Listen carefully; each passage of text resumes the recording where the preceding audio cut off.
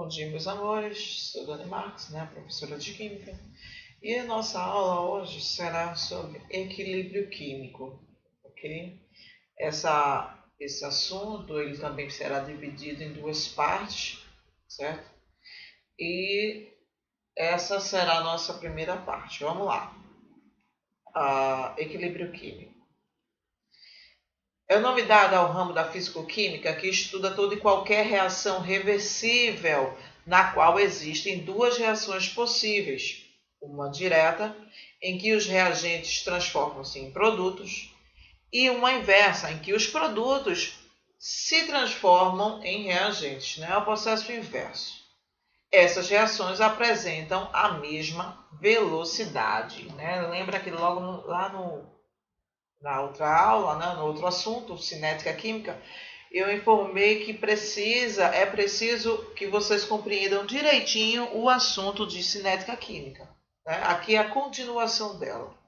Cinética química a gente via quando era uma única reação, um único sentido para uma reação. Aqui é uma reação para dois sentidos, tá bom?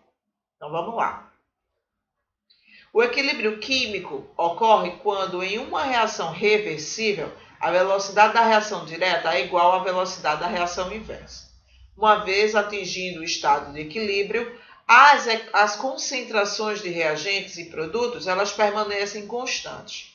Então, A e B, elas na primeira velocidade, como está aqui descrito, no sentido da esquerda para a direita, eu tenho A e B sendo reagentes, tá? Para virar CD, esses dois produtos.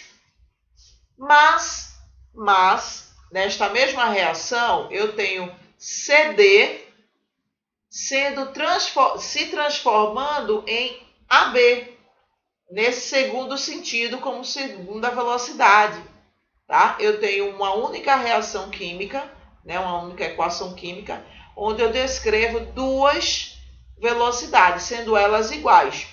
AB se transformando em CD e CD se transformando em AB. Tá? Onde V1 é a velocidade da reação direta e V2 é a velocidade da reação inversa. O estado é alcançado, em outras palavras, quando a concentração e os reagentes e produtos se permanecem constantes, elas não vão parar, elas vão ficar constantes, elas vão ficar em quantidades iguais, tá? Vamos lá. Condições para a ocorrência do equilíbrio. Então, o equilíbrio só ocorrerá quando a reação for reversível. 2. Quando a velocidade das reações direta e inversas forem iguais. E no caso dos gases, elas têm que ocorrer em ambiente fechado, ou só obrigatoriamente, porque se estiver aberto, os gases vão embora para o universo, vão-se embora para o meio. Então não tem como eu fazer uma reação reversível se eu estiver num ambiente aberto, tá? Tem que estar num ambiente fechado, se for o caso dos gases, ok? Vamos lá. Aqui, eu tenho. Isso é a mesma equação, Isso aqui a gente está transformando agora para gráfico. Então, uma equação química, no sentido direto, ela tem essa parte azul aqui, essa linha azul, certo? Quando essa linha azul, essa aqui é a linha direta, quando os reagentes se transformam em produtos. Essa vermelha é quando os produtos, na reação inversa, Quando os produtos estão sendo transformados em reagentes. Então, vai ter um ponto, justamente esse aqui, que vai ficar em equilíbrio. Quando os produtos e os reagentes, eles vão ficar em iguais tempo, O tempo vai ser iguais, as velocidades elas vão ser iguais para ambos lados, Então, vão permanecer iguais, tá? As concentrações, falando agora em concentração, aqui está no sentido direto e aqui está no sentido inverso. Os reagentes estão sendo consumidos, mas eles vão ficar iguais, em um tempo, Aqui vão estar os produtos. Eles vão estar sendo produzidos, mas eles vai ter uma hora que eles vão entrar em como é que eu posso dizer? Eles estão em equilíbrio, né? Eles vão estar em constância, certo? Então, ó, vai ficar aqui, ó, eles vão ficar constantes. Então, esse ponto aqui, nesse caso, é onde vai ocorrer o equilíbrio químico, onde tanto os reagentes quanto os produtos vão ser constantes. As suas concentrações vão ser constantes. Tá bom? Vamos lá. Atingido o estado de equilíbrio, a reação química continua a ocorrer, nível microscópico, tá? Nos dois sentidos, com a mesma velocidade. E, portanto, as concentrações de reagentes e produtos ficam constantes. Por isso, podemos dizer que o equilíbrio é um equilíbrio dinâmico, ou seja, ele nunca para. Ao considerarmos o sistema como um todo, um nível macroscópico, aparentemente a reação parou de acontecer, porque as concentrações de reagentes e produtos elas ficam inalteradas indefinidamente. Tá? Elas permanecem paradas. Então a gente imagina, né, olhando, vendo aquela reação acontecer, a gente pensa que parou, mas microscopicamente elas estão em equilíbrio. Os produtos ficaram constantes e os reagentes também ficaram constantes. Então, microscopicamente elas continuam, macroscopicamente elas param. Tá? Para que o estado de equilíbrio possa ser atingido, é necessário que o sistema esteja no recipiente fechado e que a temperatura também fique constante. Tá? Lembrando que a reação química ela nunca vai parar, certo? Porque estamos a nível microscópico, tá bom? Então vamos lá. A constante de equilíbrio em termos de concentração. A constante de equilíbrio em termos de concentração, ou seja, mol por litro, ou simplesmente Kc, K de constante, C de concentração, certo? É a relação estabelecida entre as concentrações molares dos produtos e dos reagentes presentes em uma reação elevada aos seus respectivos expoentes. Ou seja, eu tenho esta equação química. Azinho mais Azão mais Bzinho Bzão, fazendo Czinho Czão mais Dzinho Dzão. Reação normal, reação direta e a reação inversa. Então, o Kc, a constante da concentração desse equilíbrio, ela terá o numerador das substâncias, a multiplicação entre os produtos, C e D. No denominador, teremos a multiplicação entre as concentrações A e B dos reagentes.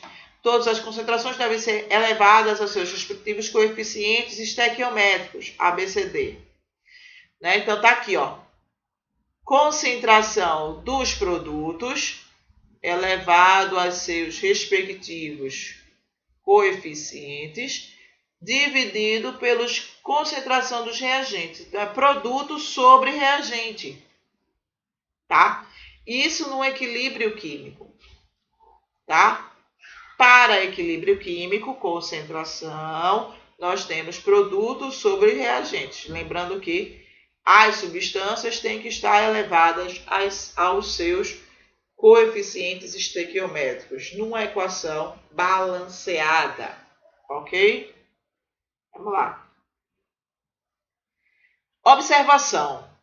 O Kc, ele varia de acordo, né? Ele varia de equilíbrio para equilíbrio de acordo com a temperatura. Se eu aumento a temperatura, eu mexo no Kc. Ok? Quanto maior for o valor do Kc, maior é o rendimento da velocidade direta, até porque a parte de cima ele vai ser maior, né? Porque os produtos vão ser maiores. Né? Kc, ele vai ter a unidade, depende da reação envolvida. Se ele vai ser gasoso, se ele vai ser líquido, se ele vai ser sólido. Tá? Sólido não.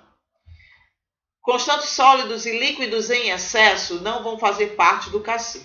Então, vamos lá. Eu tenho esses exemplos aqui.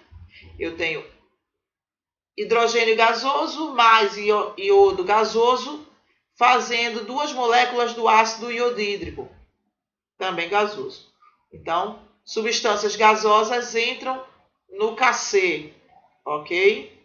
Então, ó, a concentração do meu produto, do HI, A ao quadrado, porque o coeficiente dele é 2, dividido pelo produto, né, pela multiplicação da concentração dos meus reagentes.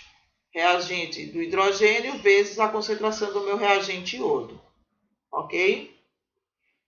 Esse segundo exemplo, eu tenho amônia aquosa, entra água, ó, líquido em excesso. Isso aqui não vai participar do KC, tá bom? Então, você não escreve. Aqui, ó, íon amônio aquoso e o íon a hidroxila, desculpa, o íon hidroxila aquoso. Então, também entra. Então, tá aqui, ó, produto dos meus produtos, a multiplicação dos meus produtos, né? Aqui, ó, concentração de NH4+, vezes a concentração do OH-, dividida pela concentração da minha amônia, porque aqui também está aquosa. Esse terceiro exemplo, eu tenho óxido de cálcio sólido, então sólido não entra, não escreve, mais CO2 gasoso, esse entra. Fazendo o carbonato de cálcio, mas ele está sólido, então isso aqui também não entra. Como é produto, não posso ficar aqui em cima com 0, né? Então, não vai haver reação, não vai haver divisão. Logo, então, você escreve 1 porque é a unidade elementar, certo? Então, 1 sobre os meus reagentes. O único reagente que eu tenho é CO2. Ah, esqueci de colocar o colchetes aqui porque é concentração, tá? Então, é 1 sobre CO2. A concentração do CO2.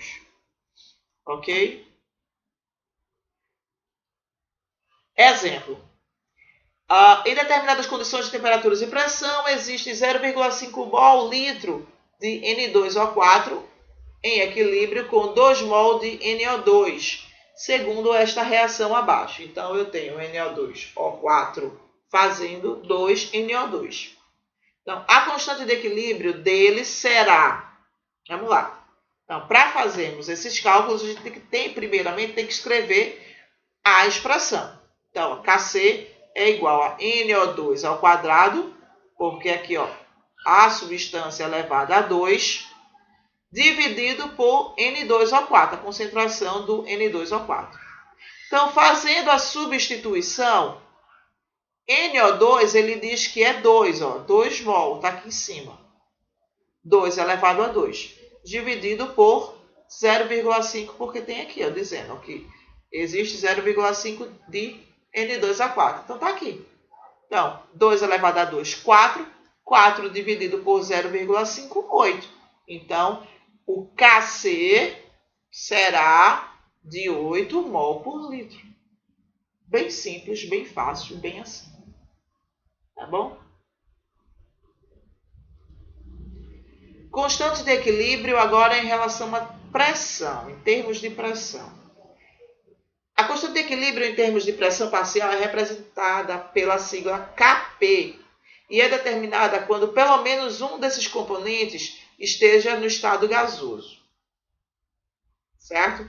Então, qual é a diferença do primeiro, do KC, para o Kp? Nenhuma. A única diferença é justamente lá, aqui era colchetes, porque é concentração, e aqui é um P de pressão. Só isso.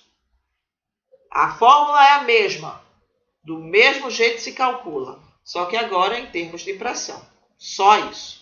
Então, P de NO2, de NO, aqui, ó, em relação aqui, ó, produtos, reagente. Então, ó, produto NO elevado ao quadrado vezes O2 dividido por NO2 elevado ao quadrado. Tudo com P de pressão. Só isso. Constante de ionização. Ela é representada pelas siglas KI, KA e KB. Qual é a diferença entre elas? Ka é para os ácidos, Kb para as bases, Ki para qualquer outro íon, sem ser ácido ou base, tá? Então, é a relação estabelecida entre o eletrólito dissolvido em água e os íons liberados. Lembrando que ácido libera H+, e as bases elas liberam OH-. Então, qualquer coisa que seja liberada sem ser H+ e OH-, você vai colocar ele em forma de Ki. Tá? Exemplo. Eu tenho um ácido HX que é dissolvido em água e sofre ionização H+ e ânion X-. Tá aqui a fórmula. Então, escreva a constante para ela. Como ele já diz que é um ácido, então eu vou escrever Ka. Certo? Então, os produtos H+ vezes X- dividido por HX. Água não entra porque a gente já está dizendo que é dissolvido na água, certo? Constante do ácido, ela é na água. Então, você não escreve a concentração de H2O, não escreve a concentração da água. Tá bom? Então, ó, produtos dividido por reagente. A única coisa que eu diferi do Kc foi porque Kc é concentração de qualquer substância. Substância fazendo substância. Concentração de ácido Ka, Kb e Ki é substância fazendo íon.